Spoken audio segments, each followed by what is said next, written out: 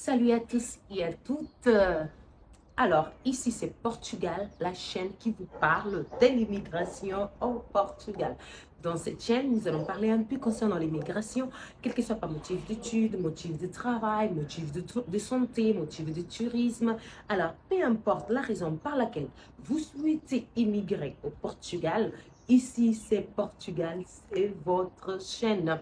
Dans la vidéo d'aujourd'hui, je vais vous parler un peu concernant toujours le visa de recherche d'emploi. Oui, il y a eu d'actualisation qui a été faite aujourd'hui, le 30 septembre 2022, vers, je pense, vers 11 heures du matin, 10 heures, 11 heures du matin. C'est le moment qui a été faite cette actualisation. Donc, aujourd'hui, je vais vous parler un peu concernant cette actualisation. Qu'est-ce qu'ils ont changé encore dans cette réglementation, d'accord? Il y a des choses, des petites choses qui ont été changées. Bien sûr, des choses qui peuvent vous favoriser encore de plus. Et moi, j'espère bien que vous allez aimer. Donc, on y va.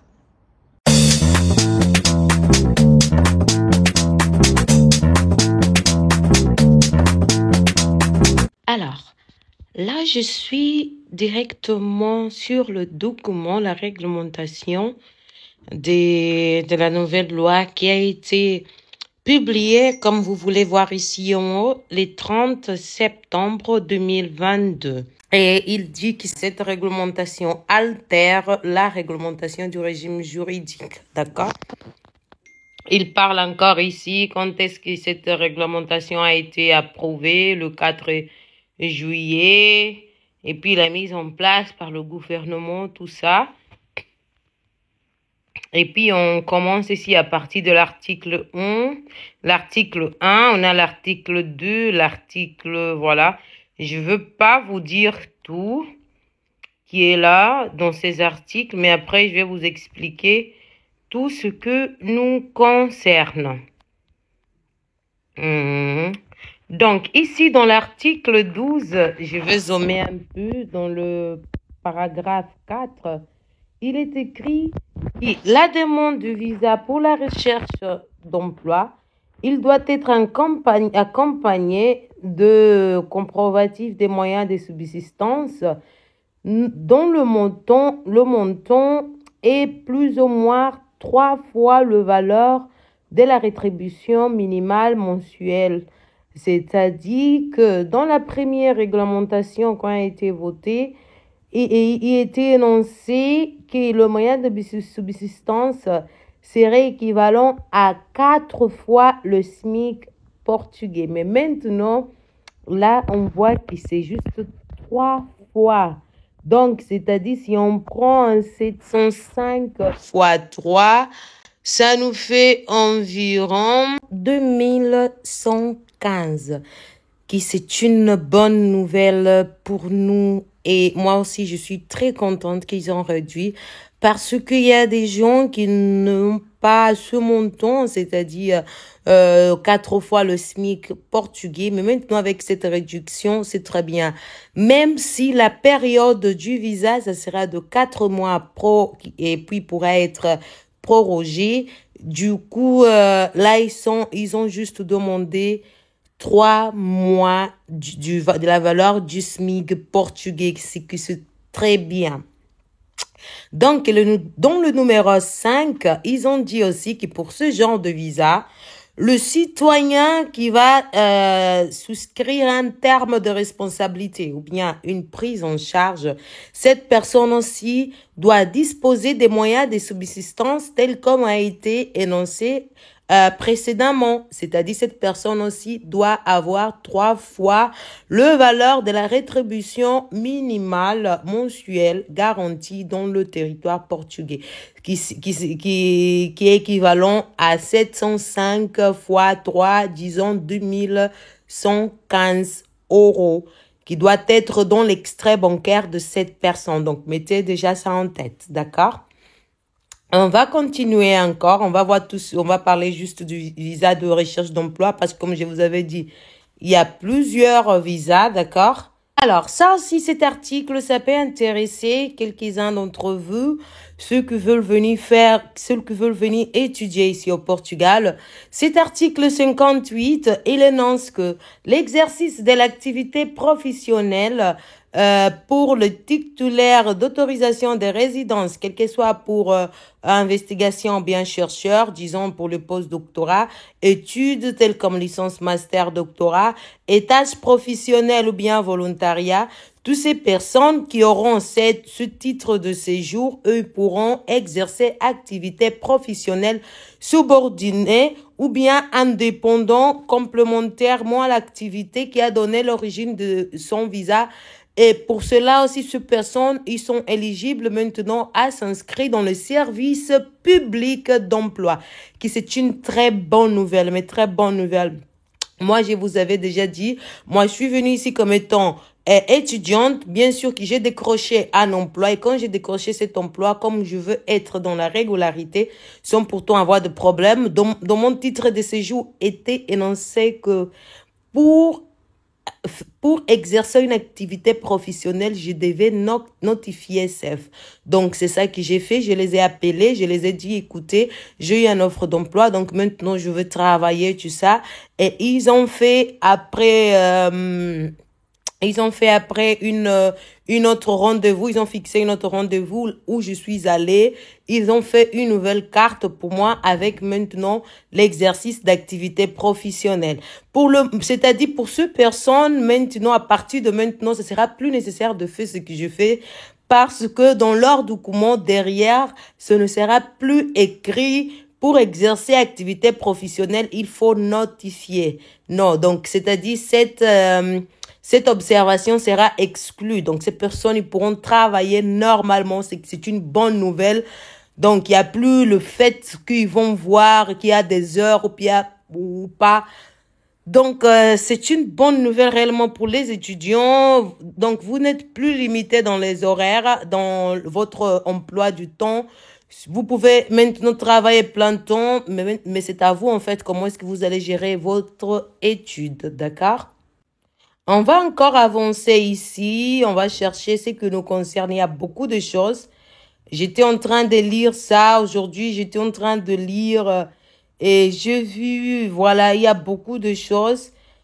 Mais moi, je veux seulement voir ce que nous concerne, qui est le visa de recherche d'emploi. D'accord? Voilà, ici dans l'article 23, article 23, ligne C.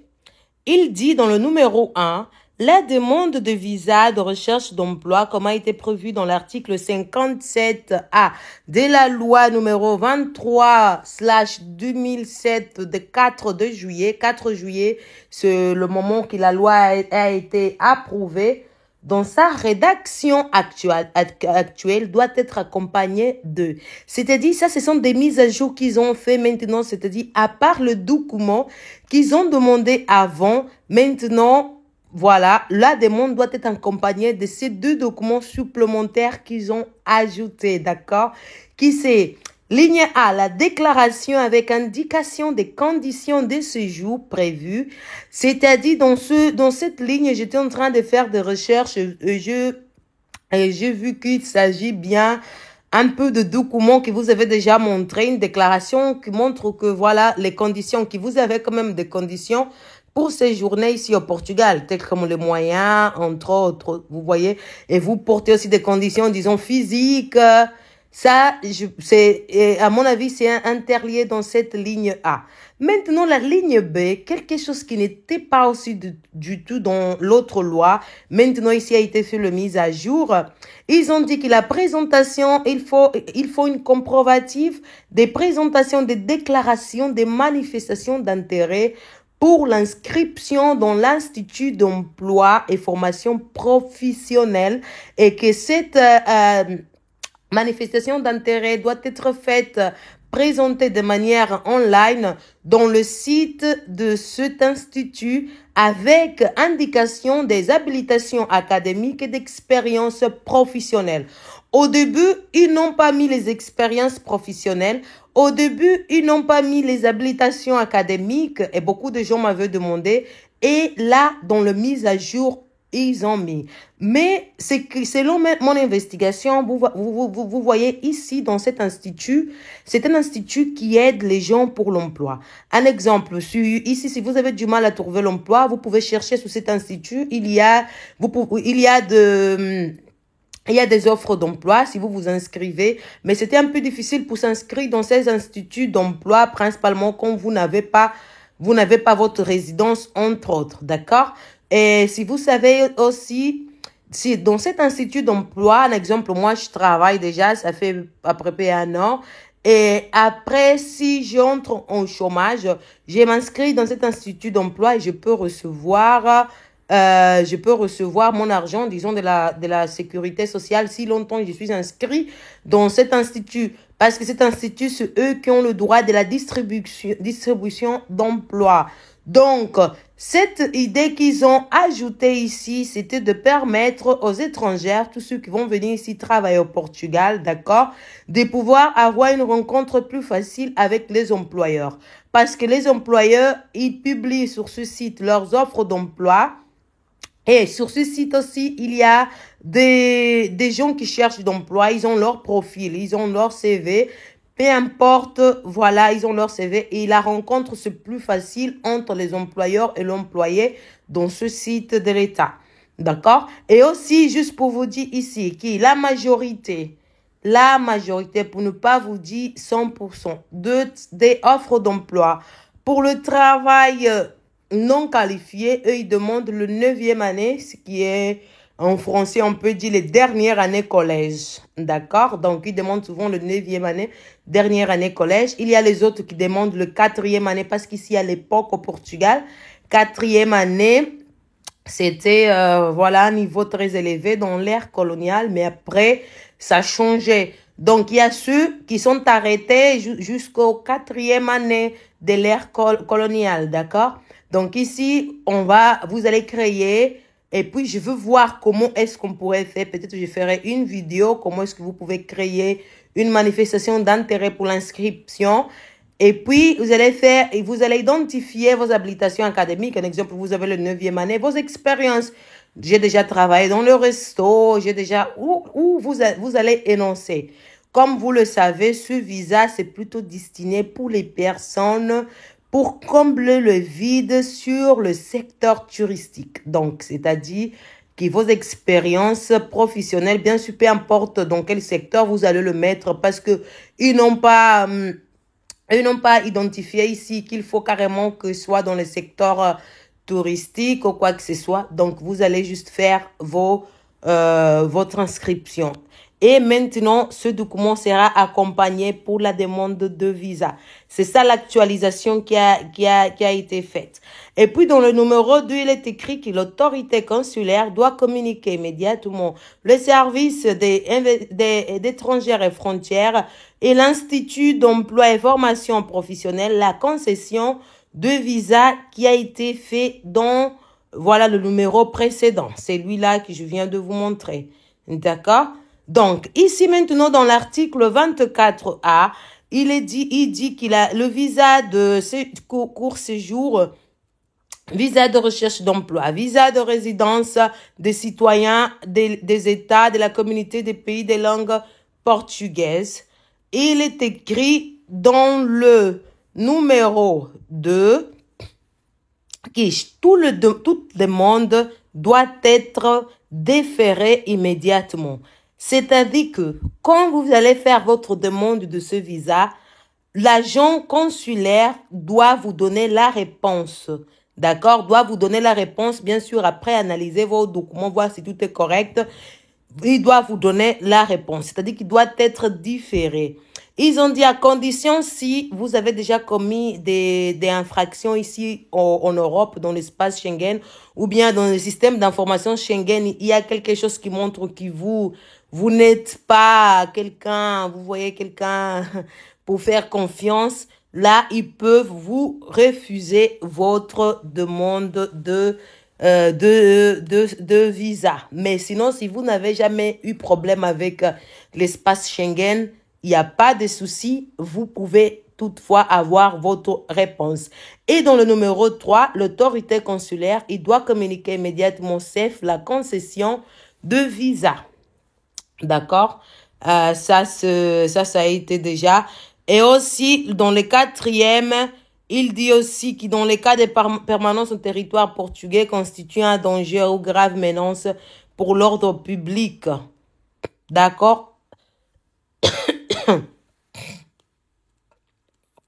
C'est juste dans ce cas aussi, si vous ne constituez pas un danger ou une grave menace pour l'ordre public. On continue. On trouve ici dans l'article 49A que la demande de prorogation des permanences pour le visa de recherche d'emploi doit être présentée par le titulaire de ce visa. D'accord? Et c'est-à-dire, cette personne, un exemple, pendant les 4 mois, vous n'avez pas pu trouver un emploi et vous voulez demander la prolongation de votre visa. Dans ce cas, vous devez prouver, vous devez, dans ce cas, montrer l'inscription au niveau d'un institut d'emploi et de formation professionnelle. Et aussi, vous devez faire une déclaration dans laquelle vous indiquez les manutentions des conditions. C'est-à-dire, une déclaration là où vous allez dire que non, j'ai encore de l'argent sur moi. Voilà, c'est ça. Et j'ai déjà, j'ai ça, j'ai encore de l'argent sur moi. J'ai déjà acheté un billet aussi retour. Vous devez tout prouver, ça, que vous avez des conditions, en fait, pour se maintenir ici pendant encore 2 mois. Et à part ça, vous devez aussi mettre en considération les raisons par lesquelles qui justifient la concession, c'est-à-dire pourquoi est-ce que vous voulez proroger. Vous allez dire un exemple, non, j'ai pas pu trouver le boulot, j'ai pas pu faire ça, ou j'ai eu un problème avec un employeur, des choses comme ça, vous devez expliquer ça. Et c'est à vous que vous devez présenter pour la prolongation de ce visa. Ici, dans l'article 92C, il parle concernant l'identification des étrangères. Je vais juste parler un peu de ça, dans le sens où, juste pour savoir qu'ici, dans le monde, quand vous partez pour faire le visa ou bien aussi le document, le titre de séjour, on va vous prendre vos impressions digitales. Donc, si vous avez déjà commis des bêtises dans des autres pays de l'Union européenne, sachez que cela pourra vous causer de problèmes. D'accord? Maintenant, ici, dans cet article 7, dans la page 43, il est écrit que ce présent décret réglementaire entre en vigueur 30 jours après sa publication. Et puis ici en bas, il est écrit vu et approuvé par le Conseil des ministres le 1er septembre 2022. D'accord? Et pourtant, cette fois-ci, ils n'ont pas trop publié, n'ont pas trop parlé de ça. Et puis, ils ont dit aussi promulgué le 23 septembre 2022. D'accord? Et le président Marcelo Rebelo de Sousa, il a fait le référendum le 23 aussi septembre 2022. Voilà.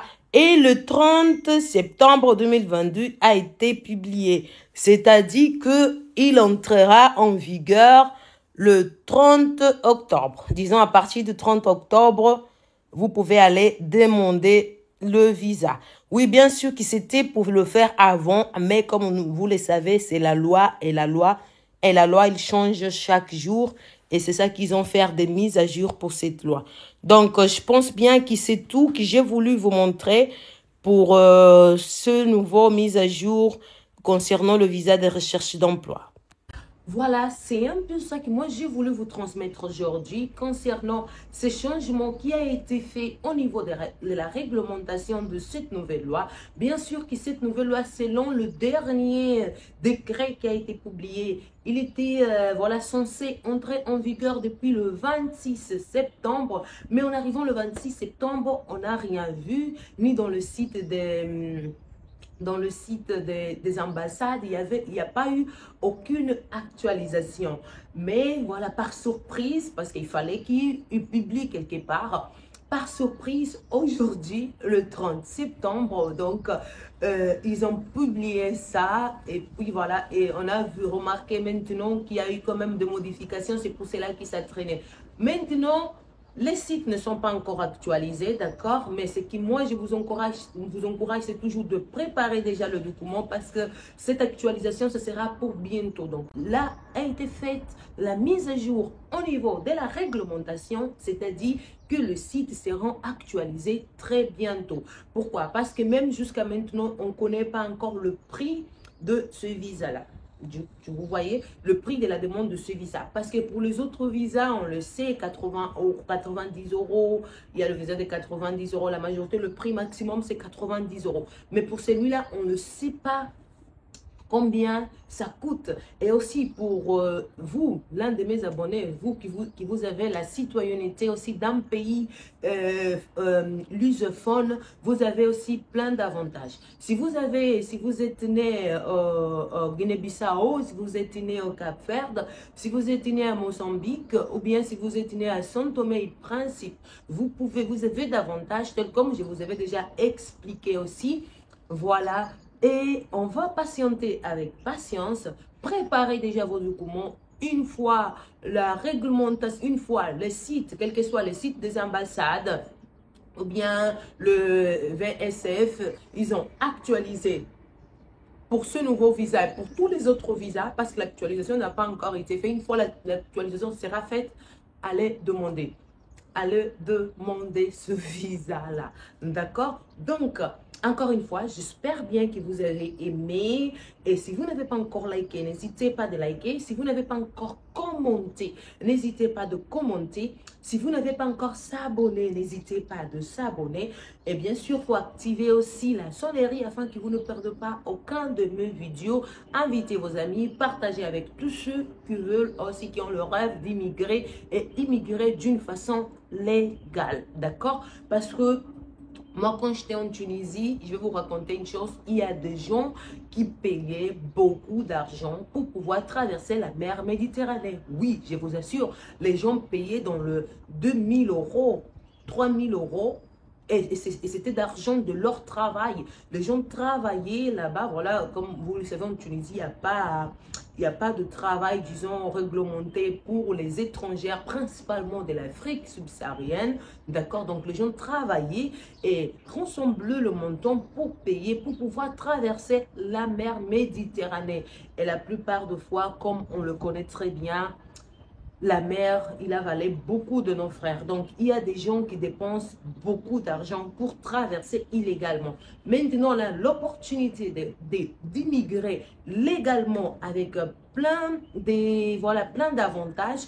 Donc, n'hésitez pas à le faire. Et moi, je vous encourage toujours. Moi, je décourage.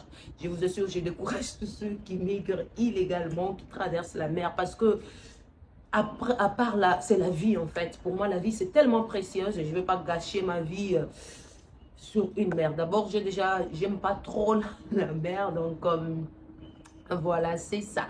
Et encore une fois, c'est ça la vidéo et on se voit à la prochaine. Au revoir.